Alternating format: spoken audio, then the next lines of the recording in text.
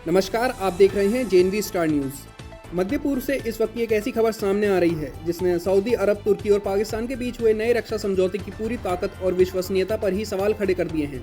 सवाल सीधा है, अगर एक देश पर हमला तीनों देशों पर हमला माना जाएगा तो सऊदी अरब पर हुए इस हमले के बाद बाकी दोनों देश आखिर कहां खड़े हैं।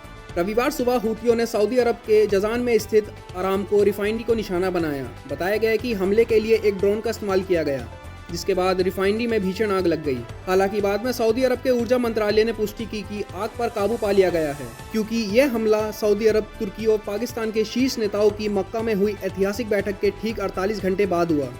इसी बैठक में तीनों देशों ने एक ऐसे रक्षा समझौते पर दस्तखत किए थे जिसे के तहत किसी भी एक देश पर होने वाला हमला तीनों देशों पर हमला माना जाएगा।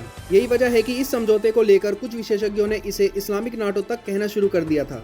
लेकिन अब जजान पर हुए इस हमले के बाद सबसे बड़ा सवाल यही है, अगर ये इस्लामिक नाटो है तो इसका जवाब कहाँ है? क्योंकि हमले के बाद इस तथाकथित इस्लामिक नाटो की तरफ से कोई सैन्य जवाबी कार्रवाई तो दूर, हूथियों को लेकर कोई कड़ी चेतावनी तक सामने नहीं आई। और यहीं पर इस रक्षा समझौते की सबसे अहम शर्त सामने आती है। तुर्की के विदेश मंत्री हाकान फिदान ने खुद साफ किया था कि नाटो के आर्टिकल 5 जैसा दिखाई देने वाला यह समझौता हमला होने की स्थिति में ऑटोमेटिक सैन्य कार्रवाई की गारंटी नहीं देता है। यानी किसी एक देश पर हमला होने के बाद बाकी दोनों देश तुरंत युद्ध में उतरने के लिए बाध्य नहीं होंगे। पहले होगा सलाह मशवरा, फिर होगा हालात का आकलन और उसके बाद तय होगा कि मदद करनी है या नहीं। रक्षा विश्लेषकों का मानना है कि यह पहली बार नहीं है जब सऊदी अरब को अपने सहयोगी से निराशा का सामना करना पड़ा हो।